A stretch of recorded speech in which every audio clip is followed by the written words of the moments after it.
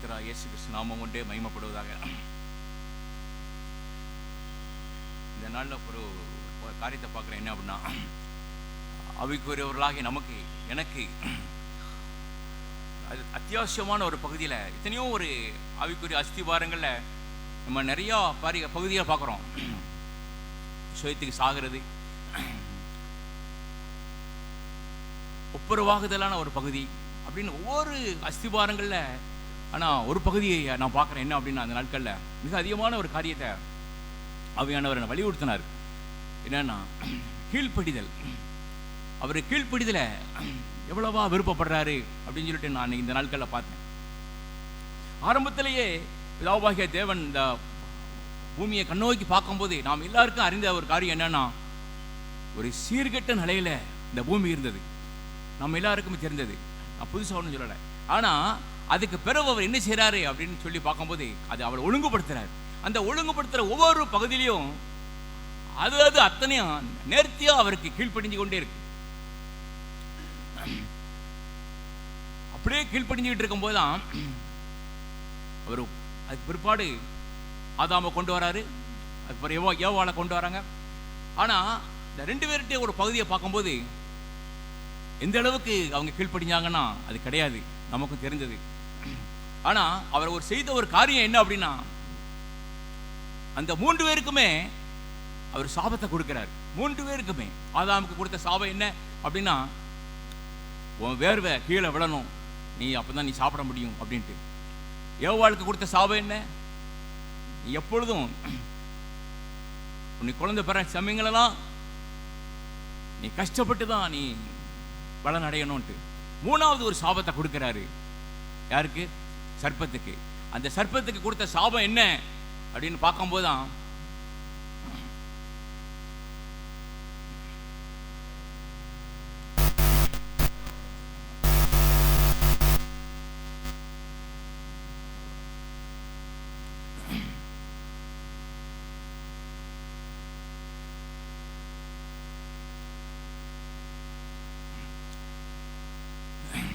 சர்ப்பத்துக்கு கொடுத்த சாபம் என்ன, மண்ணை திங்கணும் அப்படின்ட்டு. என்ன சாபம் கொடுத்தாரு? நீ மண்ணை திங்கணும். 2வது என்ன செய்றாரு? நீ பூமியில ஊர்ந்துகிட்டே இருக்கணும்ட்டு. ஆனா நான் ஒரு பகுதியை பார்க்கிறேன், உணர்ந்த என்னன்னா, அவன் பிசாசு என்ன செஞ்சான்னா, அந்த சர்ப்ப ரூபத்தில் வந்தவன் மண்ணிலேயே சாப்பிட்றதுக்கு பதிலா இன்னைக்கு ஒரு பெரிய ஒரு காரியம் என்னன்னா, மண்பாண்டமாகிய என்ன நம்ம எதில் இருக்கோம்? மண்பாண்டத்தில் இருக்கோம். நம்ம சரீரம் எதில் இருக்கு? மண்ணினால் உருவாக்கப்பட்டது. இந்த மண்ணுக்காக போக போறது சரீரம். ஆனா இந்த மண்ணை திங்கணும்னு தான் அவன் எத்தனிச்சுக்கிட்டே இருக்கான். ஒவ்வொரு நாளும், ஒவ்வொரு சமயங்களிலும், ஒவ்வொரு காரியங்கள் அதான் இன்னைக்கு நடக்கு. இவர் சொன்னார்ல, மண்ணை திங்கணும்னு சொன்னார்ல, நான் விட மாட்டேன், நான் மண்ணை திம்பேன். எந்த மண்ணை திம்ப? உம்முடைய சாயல படைச்சீர் ஐயா, அந்த மனிதனை நான் விட மாட்டேன் அப்படின்னு சொல்லிட்டு இன்னைக்கு வரைக்கும் அந்த நமக்குள்ள அதில் ஒரு பகுதியை பார்த்தீங்கன்னா, அந்த 2 கொரிந்தியர் 4:7 பாருங்க. 2 கொரிந்தியர் 4:7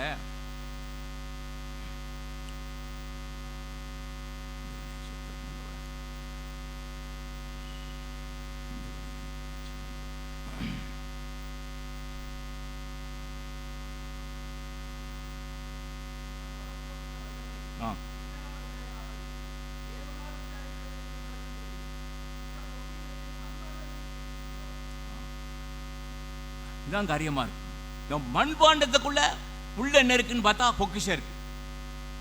பொக்கிஷம்னு என்ன? வெளியேறப்பட்ட ஆத்மா. அவனுக்கு சரீரம் முக்கியம் இல்லை, இந்த ஆத்மாவெல்லாம் அவன் களவு செய்யணும். இந்த ஆத்மாவுக்குள்ளதான் நம்ம துதிக்கப்படுறோம். இந்த ஆத்மாவுக்குள்ளதான் ஒவ்வொரு பகுதியும் நடக்குன்ட்டு இன்னைக்கு என்ன செய்யறான்னா, பிசாசானவன் கரெக்டா அந்த ஆத்மாவை திங்கிறதுக்குன்னு தான் இன்னைக்கு ஆயத்தமா இருக்கான். அதைத்தான் அவர் சொல்ற ஒரு பகுதி என்னன்னா, 1 சாமுவேல் 15 பாருங்க. 1 சாமுவேல் 15:22 பாருங்க. அவர் ஒரு பகுதியை காமிக்கிறாரு. அதற்கு சாமுவேல், கர்த்தருடைய சத்தியத்திற்கு கீழ்ப்படிதை பார்க்கிறோம், சர்வாங்க தகனங்களும் பலிகளும் கர்த்தருக்கு பிரியமா இருக்குமோ?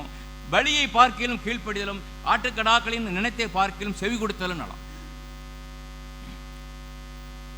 இந்த கீழ்ப்படியணும், அதைத்தான் பார்க்கிறார். ஆதாம் கீழ்ப்படியில, ஏவாள் கீழ்ப்படியில. இந்த கீழ்ப்படியாதனால அவங்க 2 பேரும் இந்த சாபத்தை வாங்கி கொண்டாங்க. ஆனா இன்னைக்கு வரைக்கும் பிசாசனுடைய கிரியை என்ன நடந்துகிட்டு தான் இருக்கு. அவன் சாகல, பிசாசு சாகல. ஆனா அவன் கிரியை இன்னைக்கு வரைக்கும் எந்த ரூபத்திலேயா வந்து இன்னைக்கு காரியங்களை நடப்பிச்சு கொண்டே இருக்கிறான். கீழ்ப்படியாம தான் அவனுக்கு இன்னைக்கு பெஸ்டா இருக்கு. இன்னைக்கு கீழ்ப்படிய கூடாது, எப்படிலாம் என்னென்ன செய்யணும் அப்படின்ட்டு தான் இன்னைக்கு ஒவ்வொரு பகுதியும் செஞ்சுக்கிட்டே இருக்கிறாங்க. ஆதியாகமம் 6:22 பாத்தீங்கன்னா, ஆதியாகமம் 6:22 பாருங்க. அவருக்கு ஒரு அருமையா இவ்வளவு கீழ்ப்படிஞ்சாரு. ஆதியாகமம் 6:22 நோவா பகுதியை பார்க்கிறோம். நோவா எல்லா காரியமே தேவன் சொன்ன ஒவ்வொரு பகுதியிலுமே நோவா என்ன செஞ்சார், அப்படியே செய்தான். தேவன் தனக்கு கட்டளையிட்டபடியெல்லாம் அவன் செய்து முடித்தான். நோவா ஒவ்வொரு பகுதியிலும் அவர் சொன்னதெல்லாம் தலையாட்டிட்டே செஞ்சாரு. எவ்வளவோ மக்கள் முன்னால ஒரு செய்த பகுதியை பார்த்தேன் ஆச்சரியம். ஒரு தனி குடும்பமா நின்று அவங்க செஞ்சாரு. ஆனா அந்த லோத்தை பாருங்க. லோத்துன ஒரு பகுதி இயேசு கிறிஸ்து சொல்றாரு, லோத்து மனைவியை நினைத்துக் கொள்ளுங்கன்ட்டு. லோத்து மனைவியை நினைத்துக் கொள்றேன் பார்த்தும் நான் லோத்துவை நினைச்சு பார்த்தேன். என்னடா இது, லோத்து மனைவியை அப்பா நினைக்க சொல்றாங்க. ஆனா அந்த லோத்துவை நினைச்சு பார்க்கும்போது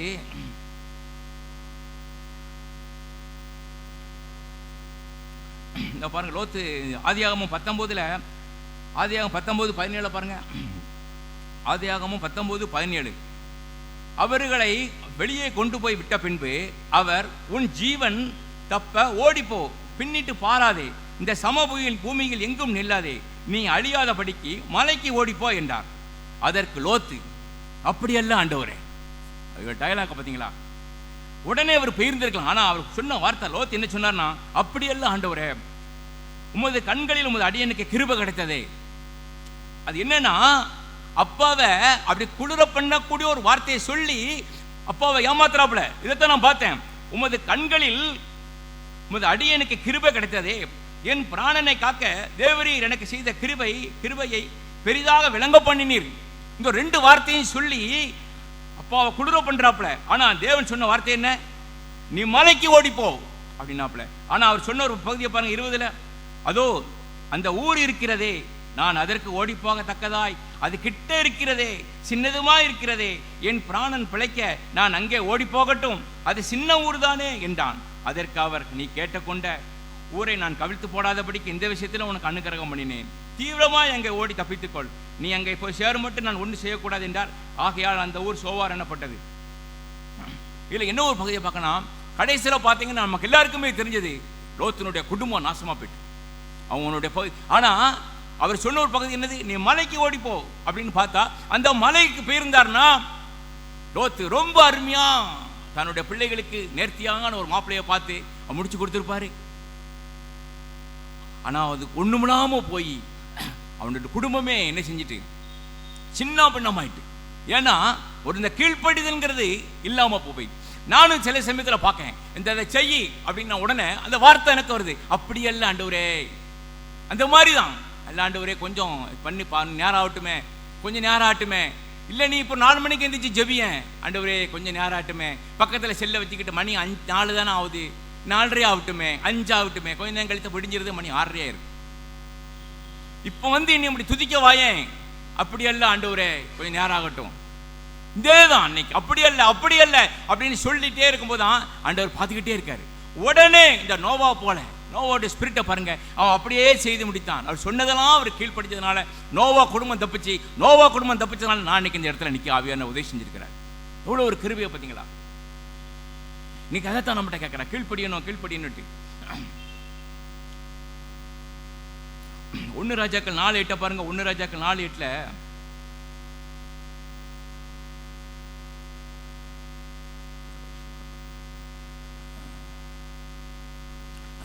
ராஜாக்கள்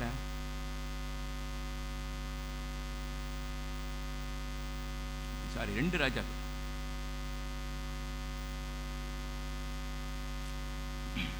2 ராஜாக்கள்ல 4:8 ஒரு பகுதியை நான் பார்த்தேங்க. என்னன்னா 2 ராஜாக்கள் 4:8 பின்பு ஒரு நாள் எலிசா சுனேமுக்கு போயிருக்கும் போது அங்கே இருந்த கனம் பொருந்திய ஒரு ஸ்திரியை அவனை போஜனம் பண்ணி வந்து கேட்டுக்கொண்டாள். அப்படியே அவன் பயணப்பட்டு வருகிற போதெல்லாம் போஜனம் பண்ணும்படி அங்கே வந்து தங்குவான். இல்லை என்ன ஒரு பகுதினா, ஒரு கனம் பொருந்திய ஸ்திரீ, ஒரு பணக்கார ஒரு பெண், வசதி வாய்ப்புள்ள ஒரு அம்மா. அந்த அம்மா யாரு? சுனேமுங்கிற ஊர்ல அந்த ஒரு ஸ்திரீ. ஆனா அவ பேர் குறிப்பிடப்படலை. ஆனா அந்த அம்மா ஒரு கீழ்ப்படிதலை பாருங்க, அதான் ரொம்ப ஆச்சரியமா இருந்துச்சு எனக்கு. 2 ராஜாக்கள் 8 பாருங்க, 2 ராஜாக்கள் 8ஆம் அதிகாரத்தில் இந்த தேசத்துல சரியான பஞ்சம் வந்துருது. அந்த பஞ்சம் வந்த உடனே 2 ராஜாக்கள் 8ஆம் அதிகாரம் 1ஆம் வசனத்தை பாருங்க. எலிசா தான் உயிர்ப்பித்த பிள்ளையின் தாயாகிய ஸ்திரியை நோக்கி, நீ உன் வீட்டாரோடு கூட எழுந்து புறப்பட்டு போய் எங்கேயாயிலும் சஞ்சரி, கர்த்தர் பஞ்சத்தை வருவிப்பார், அது 7 வருஷம் தேசத்தில் இருக்கும் என்று சொல்லியிருந்தான். அந்த ஸ்திரீ எழுந்து தேவனுடைய மனுஷன் சொன்ன வார்த்தையின்படியே செய்து, இதுதான் காரியத்தின் கடத்தகம். தேவனுடைய சொன்ன அந்த தேவ மனுஷன் எலிசா சொன்ன உடனே அந்த சுனேமியா என்ன செய்யறான்னா, உடனே வார்த்தையின்படி கேட்டு தன் வீட்டாரோடு கூட புறப்பட்டு பெலிஸ்தரி தேசத்திலே போய் 7 வருஷம் சஞ்சரித்தார். அவர் சொன்னாரு, நீ 7 வருஷம் இந்த இடத்தை விட்டு காலி பண்ணி நீ போயிரு, பெலிஸ்தரி அங்க இடத்துக்கு போயிரு, கோலியாத்திற்கு இடத்து அங்கிட்டு போயிரு, நீங்க வராத, 7 வருஷம் பஞ்சம் வரப்போகுது அப்படின்னு சொன்ன உடனே அந்த வார்த்தையின்படி கேட்டு போனதுனால அந்த 3ஆம் வசனத்தை பாருங்க. 7 வருஷம் சென்ற பின்பு அவள் பெலிஸ்தரின் தேசத்தை விட்டு திரும்ப வந்து தன் வீட்டுக்காகவும் தன் வயலுக்காகவும் ராஜாவின் இடத்தில் முறையிடும்படி போனாள். அந்நேரத்தில் ராஜா தேவனுடைய மனுஷனின் வேலைக்காரனாக இருந்த கேயாசியுடனே பேசி, எலிசா செய்த அதிசயங்களெல்லாம் நீ எனக்கு விவரமாய் சொல்லி என்றான். செத்து போனவனை உயிர்ப்பித்தார் என்பதை அவன் ராஜாவுக்கு அறிவிக்கிற பொழுது, இதோ அவன் உயிர்ப்பித்த பிள்ளையின் தாயாகிய அந்த ஸ்திரீ வந்து தன் வீட்டுக்காகவும் தன் வயலுக்காகவும் ராஜாவின் இடத்தில் முறையிட்டார். அப்பொழுது கேயாசி, ராஜாவாகிய என் ஆண்டவனே, இவள் தான் அந்த ஸ்திரீ, எலிசா உயிர்ப்பித்த இவருடைய குமாரன் இவன் தான். இதில் எவ்வளவு ஒரு நேர்த்தியா நடக்கு பாருங்க. அவன் தேவ மனுஷனுக்கு கீழ்ப்படிஞ்சு அவன் போனதுனால அந்த 7 வருஷம் முடிஞ்சு இங்க வர்ற நேரத்தில் இந்த ராஜாவின் இடத்துல கரெக்டா கேஆர்சி நிற்கிறாப்புல. அந்த அவருடைய பிளானை பாருங்க, எவ்வளவு ஒரு மனுஷி கீழ்படுகிறான், இவனுக்கு கீழ்ப்படிஞ்சதுக்கு நான் ஒரு பகுதியை செய்யணுமே அப்படின்னு சொல்லிட்டு கரெக்டா அவர் செய்யறாரு. கடைசியில் பார்த்தீங்கன்னா அதில் ஒரு போனஸ் கிடைக்கு பாருங்க அந்த அம்மாவுக்கு. 6ஆம் வசனத்தை பாருங்க. ராஜா அந்த ஸ்திரியை கேட்டதற்கு அவள் அதை அவனுக்கு விவரித்து சொன்னாள். அப்பொழுது ராஜா அவளுக்கு ஒரு பிரதானியை நியமித்து அவளுக்கு உண்டான எல்லாவற்றையும் அவள் தேசத்தை விட்டு போன நாள் முதல் இதுவரைக்கும் உண்டான அந்த வயலின் வருமானம் அனைத்தையும் அவளுக்கு கிடைக்கும்படி செய்யண்டா. ராஜா உடனே ஒரு சீஃப் மினிஸ்டரை உருவாக்கிட்டாரு. 7 வருஷம் போனால அந்த 7 வருஷம் ஸ்டார்டிங்கில் இருந்து 7 வருஷம் அந்த வயலில் எவ்வளவு வருமானம் வந்துச்சோ அவ்வளவு வருமானத்தையும் கரெக்டா கொடுத்தான்னு அனுப்பியா. எவ்வளவு ஆண்டவர் அருமையான ஒரு காரியத்தை செய்தான். அப்படி பார்த்தும்போது ரொம்ப ஆச்சரியப்பட்டேன். இன்னைக்கு அந்த ஒரு கீழ்ப்படிதல் தான் இன்னைக்கு அதிகமா எனக்கு தேவையா இருக்கு. லோத்து மனைவி நினைச்சு லோத்தினுடைய காரியங்கள் எப்படி இருக்கு? நம்ம ஒரு குடும்பத்துக்குள்ள நான் என் பகுதியை நான் உணர்ந்தேன். ஆரம்ப நாட்கள் ரட்சிக்கப்படுறதுக்கு முன்பாக பார்த்தீங்கன்னா, நான் ஆண்டவருக்கு கீழ்ப்படியல, அண்ணா என் மனைவி எனக்கு லேட்டாக கீழ்ப்படிவா, சில சமயம் கீழ்ப்படியாமனு இருக்கலாம். அந்த பகுதியில் என் பிள்ளைகள் கொஞ்சம் கீழ்ப்படி லேட்டாகும், கீழ்ப்படியும் செய்யாது சில சமயத்தில். ஆனால் நான் என்னைக்கு கர்த்தரை தேடினோ, கர்த்தருடைய வார்த்தையை ருசிக்க ஆரம்பிச்சனோ, என் ஜெப ஜீவியத்தில் இன்னும் அப்படின்னு சொல்லி போகிற பகுதியை நான் பார்க்கிறனோ, அதை செய்கிற பகுதிக்கு வரும்போது தான் என் மனைவி எனக்கு கீழ்ப்படிய ஆண்டவர் உதவி செஞ்சார், ஆவியானவர் உதவி செய்தார். பிற்பாடு என் மனைவிக்கு அந்த பிள்ளைகள் கீழ்ப்படியதை நான் பார்க்க நேர்ந்தது. இவ்வளவு நேர்த்தியா தேவன் செய்யறாரு பாருங்க. ஒரு சங்கிலி மாதிரியே அவர் செய்யறாரு.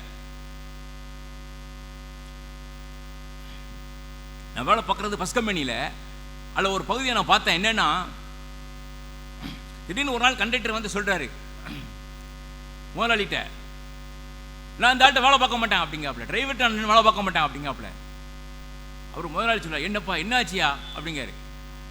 வேற என்ன சார், நான் நிப்பாட்டுன்னு சொன்ன இடத்துக்கு நிப்பாட்ட மாட்டேக்கான், டக்குன்னு அங்கே போய் நிப்பாட்டுறாப்புல. அவ்வளோ பேர் என்ன ஏசுனாங்க. ஏன்னா அந்த டிரைவர் நான் நிற்க மாட்டேன் சார், எனக்கு வேண்டவே வேண்டாம், இந்த வேலையை விட்டு நான் போக ரெடியாக இருக்கேன் சார். சரி அவசரப்படாத, நான் அவனை கூப்பிட்டு பேசிக்கிட்டேன் அப்படின்னு சொன்னார். டிரைவர் அதுக்கு வந்தான், விட்டுச்சு, அவனை 2-3 சத்தம் போட்டார். அதுக்கு பிறகு பார்த்தீங்கன்னா கொஞ்ச நாள் வச்சு அவன் வேலையை நிப்பாட்டிட்டு போயிட்டான். இல்லை என்னது ஒரு பகுதினா, அந்த கண்டக்டருக்கு அந்த டிரைவர் கீழ்ப்படிய வேண்டியது இருக்குது. கரெக்டாக இவன் உசில் அடிச்சுட்டான்னா அந்த ஸ்டாப்பில் அவன் நின்று ஆகணும். அப்படி அவன் நிற்கலை அப்படின்னா அந்த மக்கள் எல்லாருமே அவனை ஏசுறாங்க. யாரையா கண்டக்டர் பிடிச்சி ஏசுறாங்க, டிரைவரை பிடிச்சி ஏசலை, கண்டக்டரை பிடிச்சி ஏசுனா தான் நான் பார்த்தேன். என்னையா வண்டியை நிப்பாட்டியா, தெரியாதா, புதுசாயா நீ, அந்த மாதிரிலாம் பிடிச்சி அசிங்கமான வார்த்தையை சொல்லி நிப்பாட்டுறேன். அதே மாதிரி தான் குடும்பத்துக்குள்ள நான் என் மனைவிக்கு சில பகுதிகளில் நான் எசைந்து போக வண்டிக்கு எசைந்து போகின்றிருக்கு அன்று சொன்ன வார்த்தை தான், புருஷனுக்கு மனைவி கீழ்ப்படியணும். ஆனால் நான் என் மனைவிக்கு நான் கீழ்ப்படிய வேண்டிய அவசியமே இல்லை. நான் என் மனைவி பிரத்யட்சமாக அன்பு கூறணும், இதுதான் மேட்ரு. அவளுக்கு கீழ்ப்படிய வேண்டாம், அவளுக்கு உதவி செய்யணும். ஆனால் அவர் சொன்ன ஒரு காரியம் என்னன்னா, நிறைய பகுதியில் எனக்கு என்ன நடக்குன்னா, மனைவிக்கு அவன் கீழ்ப்படியலாம், வீடு தாறுமாறாக போயிருக்கு. புருஷனுக்கு மனைவி கீழ்ப்படியணும், ஆனால் மனைவி புருஷன்கிட்ட என்ன செய்யணும், அன்பு கூறணும். ஒவ்வொரு நாளும் இதைத்தான் நான் பார்த்த பகுதியில் பார்க்கேன்.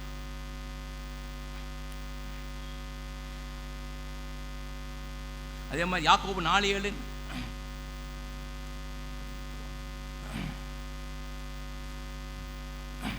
பிசாசுக்கு எதிர்த்து நில்லுங்கள், நிமிஷம் உங்களை விட்டு ஓடி போவான். யாக்கோபு 4:7. பிசாசுக்கு நம்ம அதிகமாக அந்த நாட்களில் எதிர்த்து நிற்கிறதுக்கு நமக்கு பலன் இல்லை. ஏன் இன்னைக்கு நம்ம பார்க்குறோங்க, இந்த கோயிலில் அதை முன்னால் பார்க்கும்போது நிறைய பேர் இன்னைக்கு ஒரு பயம் கொடுக்கு. அதை பார்க்கறதுக்கே அவன் அந்த சிலை அழகுபோல செஞ்சு வச்சிருக்கான். அது கையில் இந்த ஈட்டிலாம் நின்றுட்டு அப்படி நிற்கும் போது நிறைய பேர் பார்க்கறதுக்கே ஒரு பயம், வேண்டாம் சோத்திரம் ஆண்டவரே அப்படின்ட்டு. அது கீழே இருக்கிற குங்குமம் இந்த மாதிரி ஒரு தேங்காய்லாம் உடைச்சி வச்சிருந்தா, என் தகப்பனே நமக்கு ஸ்தோத்திரம், அவன் சிரிக்கான் அன்னைக்கு. ஏன்னா நாட்களில் என்ன குறைவு இருக்குன்னா, ஒரு ஆவியின் நிறைவு இல்லை. ஆவியின் நிறைவு அதிகமாக வேணுங்கும் போதுதான் நம்ம சாத்தானை மிதிக்க முடியும், சர்ப்பத்தையும் எடுக்க முடியும். சாத்தானை எடுக்க முடியல, மிதிக்கலன்னா நமக்கு எங்கட பலன் இருக்கும். ஆவியின் நிறைவு அதிகமாக தேவைப்படுது. அதைத்தான் அவர் சொன்னாரு 1 கொரிந்தியர்ல 1 பாருங்க,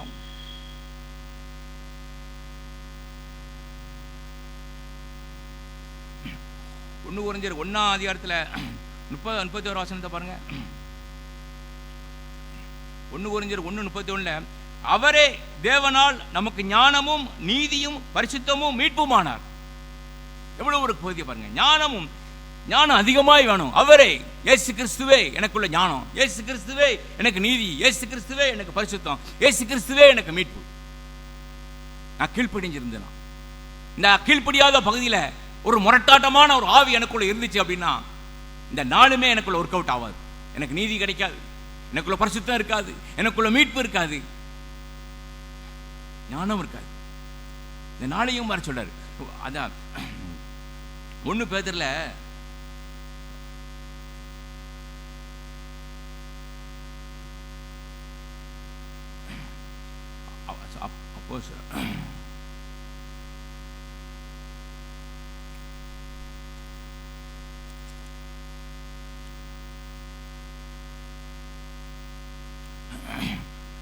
அப்போஸ்தலர் 5:32 பாருங்க.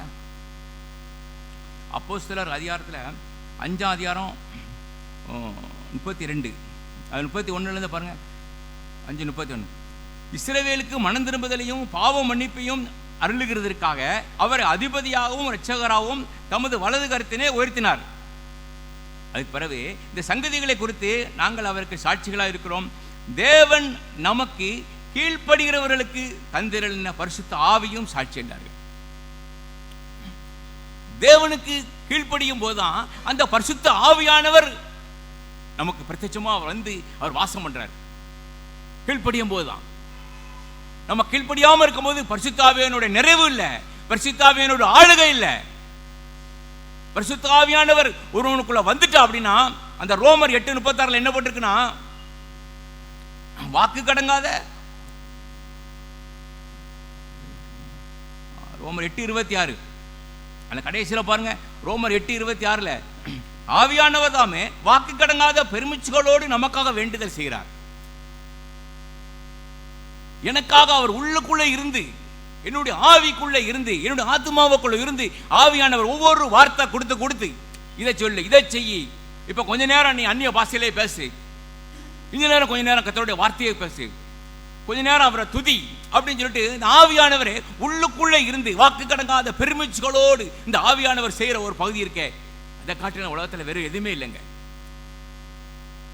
நான் கீழ்ப்படிஞ்சோம்னா, நான் கீழ்ப்படியாத பகுதியில் பார்த்தீங்கன்னா இந்த ஆவிய நிறைவு இருக்காது, என் இருதயத்தில் ஒரு சமாதானம் இருக்காது, ஒரு வெறுமை இருக்கும், ஒரு எரிச்சல் இருக்கும், யாரோ பார்த்தாலும் பிடிக்காது, வசனத்தை வாசிக்க வெறுப்பு இருக்கும், வசனத்தை பார்த்தாலே ஒரு மாதிரி இருக்கும், ஒரு வெளிப்பாடு கிடைக்காது, ஒரு வெளிச்சம் கிடைக்காது, ஒரு சபை ஐக்கியத்தை பிடிக்காது. ஆவிய நிறைவு அதிகமாக வேணும் இந்த நாட்களில். அதுதான் சொல்றாரு, கீழ்ப்படிய வேண்டியிருக்கு, கீழ்ப்படிய. உண்மையிலே கர்த்தருடைய ஆவியான ஒவ்வொரு பகுதியிலும் நடத்துறதை பார்க்கும்போது உண்மையிலே ஆச்சரியமா இருக்கு. அந்த பிசாசு என்ன செய்யறான் அப்படின்னா, அன்னைக்கு யாரை திங்கலாம், சரீரமாகிய மண் பாண்டத்துக்குள்ள இருக்கிற அந்த பொக்கிஷத்தை எப்படியாவது களவாண்டணும், எப்படியாவது தின்னு நாசமாக்கிறணும் இந்த ஆத்துமாக்களை அப்படின்னு சொல்லிட்டு தான் இன்னைக்கு கங்கணமா கட்டி ஒவ்வொரு நாளும் இன்னைக்கு செயல்படுறான். நாம் கீழ்ப்படியாம போனா நமக்கு இதே தான். இயேசு கிறிஸ்து சொன்ன ஒரு வார்த்தை இன்னைக்கு தான் எனக்கு பிடிச்சமான வார்த்தை, ஆவியானவர் நமக்கு வாக்கு கடங்காத பெருமூச்சுகளோடு ஆவியானவர் நமக்கு விண்ணப்பம் பண்றாரு. இயேசு கிறிஸ்து பிதாவின் இடத்திலிருந்து பரிந்து பேசிக்கொண்டே இருக்காரு. என் இருதயத்துக்குள்ளே இருந்து அந்த வாக்கு உள்ள ஒவ்வொரு வார்த்தை சொல்லி இதை சொல்லு அப்படிங்க. எவ்வளவு ஒரு அருமையான காரியம். பிள்ளைகளுக்கு எப்படி பேசணும் ஒவ்வொரு பகுதியிலையும் பார்த்தீங்கன்னா, சில சமயத்தில் என் பசங்கள்கிட்ட அந்த பகுதி ஒரு மாதிரி வரும் வீட்டுக்குள்ளே, திடீர்னு அப்படி ரெண்டு பசங்களும் ஒரு மாதிரி, அடுத்த இன்னொரு நபர் வருவான், இன்னொரு நபர் வந்தோன்னு வீட்டுக்குள்ள ஒரு மாதிரி போராட்டம் மாதிரி வரும்போது, ஆண்டவரே இந்த பகுதியில் என்ன செய்யணும், நான் கோவப்படவா, என்ன செய்யணும் யா அப்படின்னு பார்க்கும்போது கொஞ்ச நேரம் ஜெபம் பண்ணு, சோத்திரம் ஆண்டவரே தகப்பனே இந்த பிள்ளைகளோட இருதயத்தை கொஞ்சம் மாற்றுமையா அப்படின்னு ஜெபம் பண்ணிட்டே இருப்பேன். திடீர்னு கொஞ்ச நேரம் கழிச்சு பார்த்தீங்கன்னா அடுத்த ஒரு வசனம் வரும், பிள்ளைகள் ஜடநட்டு போகாதபடிக்கு கொஞ்சம் கோவப்படுத்தாதபடி நீ துதிச்சுக்கிட்டே இரு, நான் அந்த பகுதியை நான் செய்கிறேன், அழகாக செய்வார். அதுக்கப்புறம் பார்த்தீங்கன்னா அவங்களுக்குள்ள ஒருத்தருக்கு ஒருத்தர் அந்த அமைதல் ஆவி வந்துடும். அது செய்கிறது யார் அப்படின்னா அந்த பரிசுத்த ஆவியான அவர் நேர்த்தியாக செய்கிறார். இல்லாட்டனா பாருங்க நமக்கு ஒரு சமாதானமே இருக்காது, ஒரு ஒரு ஒரு பகுதி வித்தியாசமாக இருக்கும். அதான் பிலிப்பியர் 2:8 பாருங்க, கடைசியில் பிலிப்பியர் அவர் இயேசு கிறிஸ்து ஒரு பகுதி சொல்றாரு, அவர் மரண பரியந்தமும்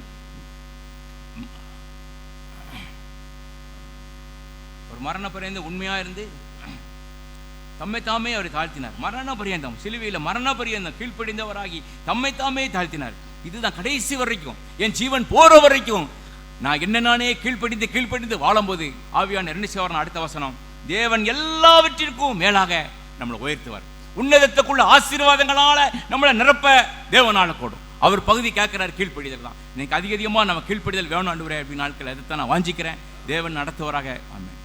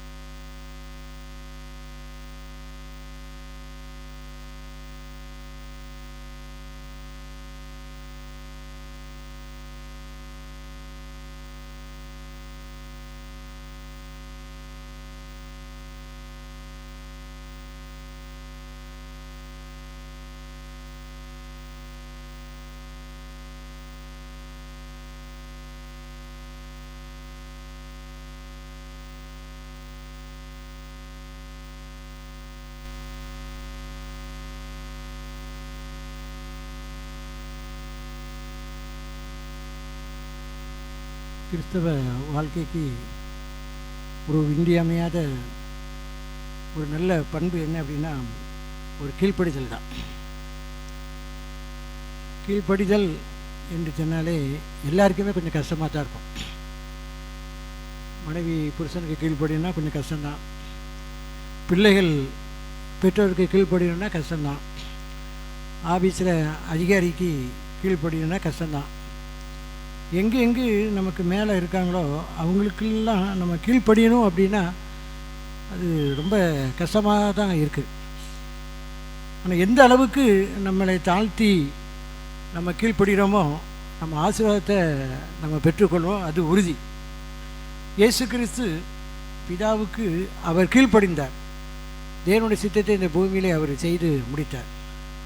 இந்த நாளில் நாமும் அவர் சொல்கிறார், என்னுடைய சித்தத்தின்படி அல்ல ஆண்டவரே, உம்முடைய சித்தத்தின்படி ஆக கடவுது என்று சொல்கிறார். அப்படி என்றால் அதனால நம்முடைய சித்தம் எதுவோ அது வேண்டாம் அப்படிங்கிற ஒரு இடத்துக்கு நம்ம வரும்பொழுது தான் உண்மையான ஒரு கீழ்ப்படிதல் அங்கே இருக்குது. சொன்னது போல் ஒரு சுயம் நம்மிடத்தில் நிச்சயமாய் அது மறிக்கும் பொழுது தான் அங்கே ஒரு பெரிய ஆசீர்வாதம் இருக்கும். ஆனால் கீழ்ப்படிதல் என்று சொல்லும் பொழுது அது பெரிய ஆசீர்வாதம். ஆனால் அந்த ஆசீர்வாதத்தை நம்ம இழந்து போகிறோம். எப்படின்னா கீழ்ப்படியாதனால. அப்படி என்றால் தேவன் மனுப்புத்திரை கண்ணோக்கினார் என்று சொல்லும் பொழுது, அவர் மனுப்புத்திரை கண்ணோக்கும் பொழுது தேவனுடைய எல்லா காரியத்துக்கும் அவர் அந்த நபர் கீழ்ப்படியும் பொழுது நிச்சயமாகவே சொன்னது போல கடைசியில் வாசல் போல தேவன் அவர் எல்லாவற்றுக்கும் மேலாக உயர்த்திறாராம். மனைவி உண்மையாகவே புருஷனுக்கு கீழ்ப்படிஞ்சு அந்த குடும்பம் ஒரு பரலோக ராஜ்யமாய் மாறும்.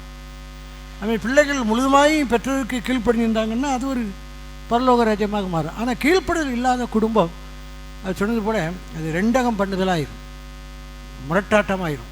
ரெண்டகம் பண்ணுதல். எங்கெங்கு பிள்ளைகள் கீழ்ப்படியிலையோ அந்த குடும்பம்லாம் ஒரு ஆசீர்வாதமான குடும்பமாக இருக்காது. வேதம் அப்படின்னு சொல்லி நீதிமொழியில் அநேக இடங்களில் ஸ்திரியை பற்றி சொல்லியிருக்கு. கீழ்ப்படிதல் இல்லை என்றால் அவர் என்னச்சுன்னா வீடை என்னச்சுன்னா இடித்து போடுதார். எல்லா காரியத்திலும் எல்லா சூழலிலும் நான் எந்த அளவுக்கு நான் கீழ்ப்படியணும் அந்த அளவுக்கு தேவனை நினைச்சவன் நான் ஆசீர்வதிப்பார். ஆபிரகாமை அழைத்து நீ போ என்று சொல்லும் பொழுது அவன் தான் புறப்பட்டு போகும் இடம் இன்னதென்று அறியாமல் புறப்பட்டு போனான்னு பார்க்கணும். அவன் எந்த இடனே தெரியல, ஆனால் போன்னு சொன்னார், அவன் போயிட்டான்.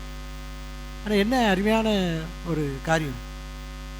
ஆபிரகாம் பின்னால் பின்பகுதியில் ரோமருக்கு சொல்லும் பொழுது ஆபிரகாம் தேவனுக்கு கீழ்ப்படினா அது அவனுக்கு நீதியாக எண்ணப்பட்டது. அப்படி என்றால் ஒரு கீழ்ப்படிதல் தேவன் அதைத்தான் எதிர்பார்க்குறேன். ஆனால் லோத்து போல தான் நாமளும் இன்றைக்கி இருக்கோம். அது அப்படி இல்லை ஆண்டவரே, இதனால தான் இப்படி இருக்க ஆண்டவரே, அதனால தான் அப்படி இருக்க ஆண்டவர் என்று சொல்லி அப்படி நம்ம காலம் தாழ்த்தும் பொழுது சொன்னது போல் மலைக்கு போக வேண்டியவன் இன்னொரு இடத்துக்கு தான் தெரிந்து கொண்டான். இன்றைக்கி அப்படி தான் சுயம்தான். இந்த நாட்களில் மனிதர்களிடத்தில் மனுஷிடத்தில் காணப்படுதுன்னா சுயம், ஈகோ, பிரச்சனை. நான் பெரியவனா நீ பெரியவனா அப்படி ஒரு எண்ணம் இருந்தாலே அங்கே என்ன இருக்காது, ஒரு ஆசீர்வாதம் இருக்குது. அங்கே என்னென்னா ரெண்டகம் பண்ணதிலும் பில்லி சூரியமும் முரட்டாட்டமாக தான் இருக்குது. அப்படின்னா நல்ல ஆண்டவரே நம்முடைய ஆசீர்வாதத்தை சுதந்திரித்து கொள்ளும்படி நான் இந்த நாட்களில் கீழ்ப்படியிட்டேன் ஆண்டவரே. நான் கடந்த நாட்களில் ஆண்டவர் எனக்கு உணர்த்தினார். எப்படின்னா ஒரு இடத்துக்கு போகும்பொழுது வண்டியை வைக்க போகும்பொழுது ஒரு செக்யூரிட்டி வந்தார். என்ன அப்படின்னா இந்த வண்டியை அங்கே வைங்க அப்படின்னு. ஆனால் நான் அதுக்கு கீழ்ப்படியலை. என்ன அப்படின்னா நான் இன்னொரு இடத்துல கொண்டு சார் இங்கே வைக்க சொல்கிறேன்ல அப்படின்னா நான் என்ன செக்யூரிட்டி என்ன பெரிய ஆளா அப்படின்னு நினச்சேன். அதுக்கப்புறம் நான் ஆண்டவர் என்கிட்ட பேசினார். ஏன்னா செக்யூரிட்டிக்கான பொறுப்பு கொடுத்துருக்கு, இந்த இடத்துல வைக்கணும் நிப்பாட்டணும்னு சொல்கிறாரு. உடனே நான் ஆண்டவர் பேசின உடனே அவர் சொன்ன இடத்துல கொண்டு நான் வச்சுட்டேன். ஏன்னா நமக்கு ஒரு எதுக்கிற சுவாகம் தான். அதே இது போலீஸ்காரன் சொன்னால் உடனே வச்சிருவோம். செக்யூரிட்டி அப்படிங்கும்போது ஏதோ வேலைக்கு சேர்ந்துக்கு தான். அப்போது ஒரு அதிகாரத்துக்கு நான் கீழ்ப்படுங்க. ஏன்னா அவங்க மேனேஜ்மெண்ட்டு சொல்லியிருக்கு அந்த செக்யூரிட்டி இந்த இடத்துல வைக்க சொல்லுங்க அப்படின்னு. அது அவர் சொல்கிறார்.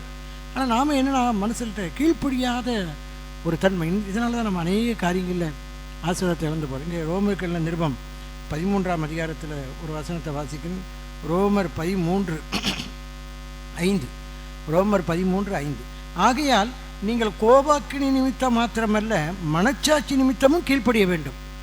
ஏதாவது ஒரு தண்டனை கிடைக்கு அப்படின்னா போதும் நான் கீழ்ப்படிஞ்சிருவேன். ஆனால் மனச்சாட்சி நிமித்தம் கீழ்ப்படினா எனக்கு நம்ம பிள்ளைகள்கிட்ட சொல்லுவோம், நீ அப்பா அம்மா சொன்னபடி கீழ்ப்படிஞ்சா உனக்கு நன்மை, நீ அப்பா அம்மாவுக்கு கீழ்ப்படிஞ்சா உனக்கு அது வாங்கி தரேன். ஆனால் மனச்சாட்சி நிமித்தம் கீழ்ப்படுகிறாங்களா, இன்றைக்கி அது குறைஞ்சி போயிட்டு. அப்போ நான் கோபாக்கி நிமித்தம் தான் நான் கீழ்ப்படுகிறேன்.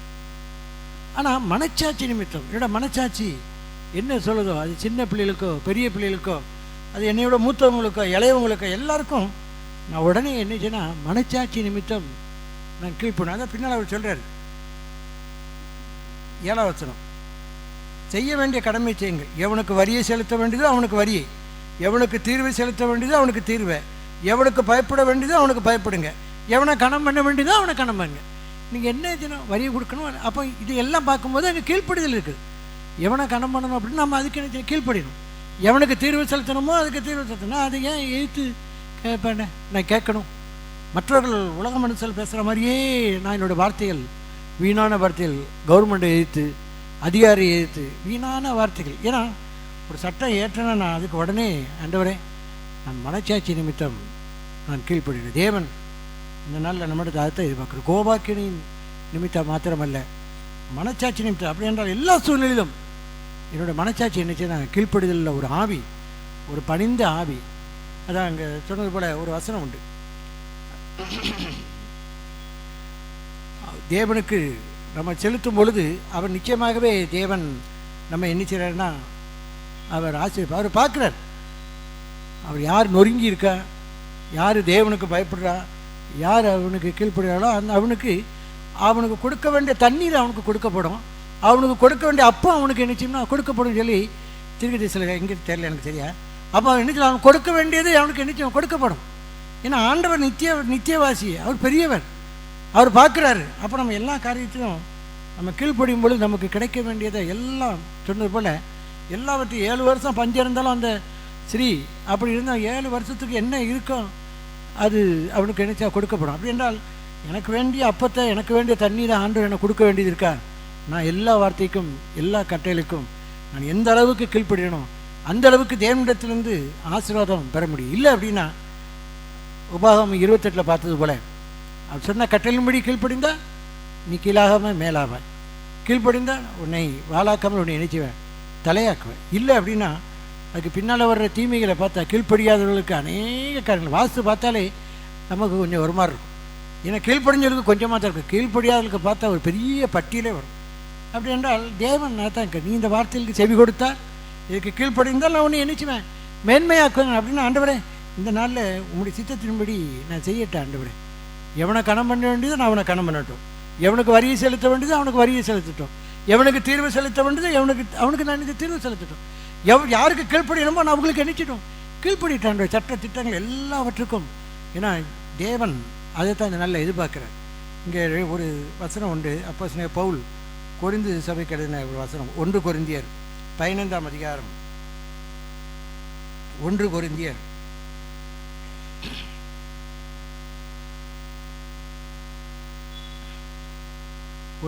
15ஆம் அதிகாரம் 27, 28 வாசிக்கிறேன். சகலத்தையும் அவருடைய பாதத்துக்கு கீழ்ப்படுத்தினாரே, ஆகிலும் சகலமும் அவருக்கு கீழ்ப்படுத்தப்பட்டது என்று சொல்லி இருக்கும்போது சகலத்தையும் அவருக்கு கீழ்ப்படுத்தினவர் கீழ்ப்படுத்தப்படவில்லை என்பது வெளியரங்கமாக இருக்கிறது. சகலத்தையும் அவருடைய பாதத்துக்கு கீழ்ப்படுத்தினார், சகலத்தையும் அவருடைய பாதத்துக்கு கீழ்ப்படுத்தினார், ஆகிலும் சகலமும் அவருக்கு கீழ்ப்படுத்தப்பட்டது என்று சொல்லி இருக்கும்போது சகலத்தையும் அவருக்கு கீழ்ப்படுத்தினவர் கீழ்ப்படுத்தப்படவில்லை என்பது வெளியரங்கம். அவருக்கு கீழ்ப்படுத்தினவர் என்ன சில கீழ்ப்படுத்தப்படவில்லை. அடுத்த வருஷம் பார்க்க 28, சகலமும் அவருக்கு கீழ்ப்பட்டு இருக்கும்போது தேவனே சகலத்திலும் சகலமாக இருப்பதற்கு குமாரன் தாமும் தமக்கு சகலத்தையும் கீழ்ப்படுத்தினவருக்கு கீழ்ப்பட்டிருப்பார். சகலமும் அவருக்கு கீழ்ப்பட்டிருக்கும்போது சகலமும் எல்லாம் அவருக்கு கீழ்ப்பட்டிருக்கிறது. தேவனே சகலத்திலும் சகலமாக இருப்பதற்கு, ஆண்டவரே எல்லாத்திலும் எல்லாமே இருப்பதற்கு குமாரன் என்ன செஞ்சார், தாமும் தமக்கு சகலத்தையும் கீழ்ப்படுத்தினவருக்கு. அப்படி என்றால் தேவன் எனக்கு எல்லாமா இருக்கும்படி நான் என்ன செய்யணும், எல்லாருக்கும் நான் என்ன செய்யணும், கீழ்ப்படியும். அதை நான் அப்படி தான் உணர்ந்தேன். சகலமும் அவர் கீழ்ப்படுக்கும்போது தேவனே சகலத்திலும் எல்லாம் தேவன் சகலமும் தேவனாக இருக்கணும். அப்படின்னா தேவனுடைய ஆசீர்வாதம் என் குடும்பத்திலும் எனக்கு தனிப்பட்ட வாழ்க்கையில் இருக்கணும். அப்படின்னா நான் எல்லாவற்றுக்கும் நான் என்ன செய்யணும், கீழ்ப்பட்டிடணும். கீழ்ப்படும் பொழுது தான் தேவனுடைய ஆசீர்வாதம் நம்ம குடும்பங்களில் தனிப்பட்ட வாழ்க்கையில். இன்றைக்கி கீழ்ப்படுதல் இல்லைன்னா உண்மையிலே பார்க்கும் பொழுது அங்கே ஒரு முரட்டாட்டம் தான் இருக்குது. அப்படியே ஆண்டவரே இந்த நாளில் என்னுடைய சித்தம் வேண்டாம் ஆண்டவரே, உம்முடைய சித்தம் தான் ஆண்டவரே. நல்ல நான் மனச்சாட்சி நிமித்தமாக நான் கீழ்ப்படிட்டேன் ஆண்டவரே. ஆவியானது நாளில் உணர்த்தும் பொழுது உடனே புருஷனுக்கு நான் கீழ்ப்படியட்டும், பெற்றோர்களுக்கு கீழ்ப்படியட்டும், எனக்கு மேலதிகாரிக்கு நான் கீழ்ப்படியட்டும், எல்லாவற்றிற்கும் எந்த அளவுக்கு ஒரு மஞ்சள் கொடை போட்டுனா தாண்டக்கூடாது அப்படின்னா தாண்டக்கூடாது. அது ஆள் பார்க்காங்களோ பார்க்கலையோ, போலீஸ் இருக்கானோ இல்லையோ, அதெல்லாம் தான் கவர்மெண்ட் என்ன சொல்லியிருக்கு, அதுக்கு நான் நினைச்சணும் கீழ்படுது. அப்படி ஒவ்வொரு காரியத்திலும் நம்ம கீழ்பட்டிருக்கும் பொழுது நிச்சயமாகவே அந்த ஆசீர்வாதத்தை நம்ம நிச்சயம்னா நிச்சயமாய் நம்ம குடும்பத்தில் காண முடியும். ஏன்னா சொன்னது போல் ஆண்டவர் ஆபிரகாமுக்குள் எல்லாரையும் அவர் ஆசீர்வதித்துக்காரு. ஏன் அப்படின்னா அவன் ஒரே பெரிய காரியம் அப்படின்னா அவன் கீழ்ப்படிந்தான். அவன் கீழ்ப்படிய போய் தான் பெரிய ஆசீர்வாதத்தை அவன் சுதந்திரித்து கொண்டான். ஆபிரகாமுக்குள் எல்லாரும் நினைச்சுவாங்க ஆசீர்வதிக்கப்படும். அப்படின்றால் இதனால் நான் கீழ்ப்படியும் பொழுது எனக்குள்ளாக எல்லாம் நினைச்சிடும் ஆசீர்வதிக்கப்படும். அப்படின்றதுனால ஆண்டவரே நீர் கீழ்ப்படிந்தது போல, தேவன் எல்லாற்றும் எல்லாமே இருப்பதுக்கு போல கிறிஸ்து கீழ்ப்படிந்தது போல, ஆண்டவரே நீர் எனக்கு எல்லாமே இருக்கும்படி நான் எல்லாவற்றுக்கும் நினைச்சிட்டோம் கீழ்ப்படிட்டான். அந்த ஆவியை எனக்கு தாங்க என்று சொல்லி நம்மை நாமே தாழ்த்தும் பொழுது ஒவ்வொரு நாளும் அந்த கீழ்ப்படிய வேண்டும் என்று சொல்லி வாஞ்சி விருப்பம் இருக்குமோ ஆவியானவரே நமக்கு நினைச்சுவார், உணர்த்துவார். கடந்த நாட்களில் நான் அதிகமாக உணர்த்தப்பட்ட ஒரு வசனம் உங்களுக்கு சொல்கிறேன். எபிரேயர் 6ஆம் அதிகாரம்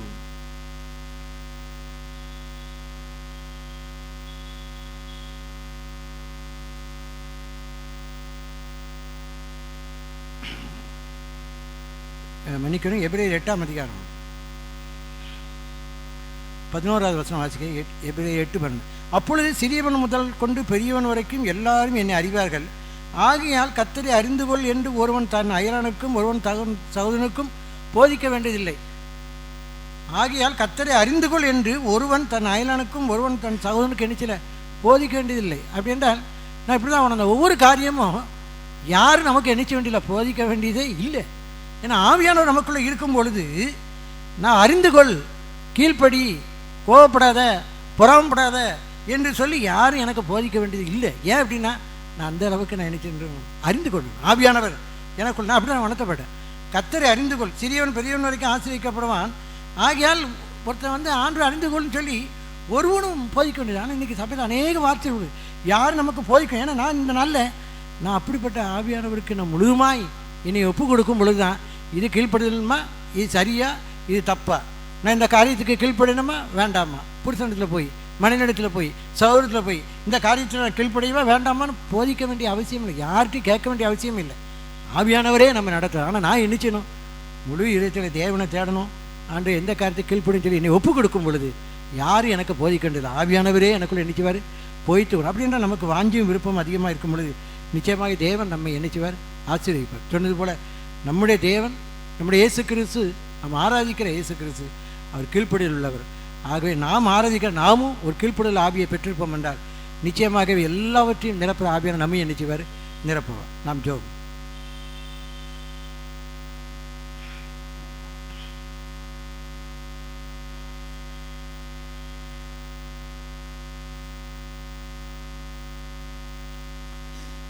ஒருவனுடைய கீழ்ப்படியாமினாலே அநேகர் பாவியலாக்கப்பட்டார்களாம்.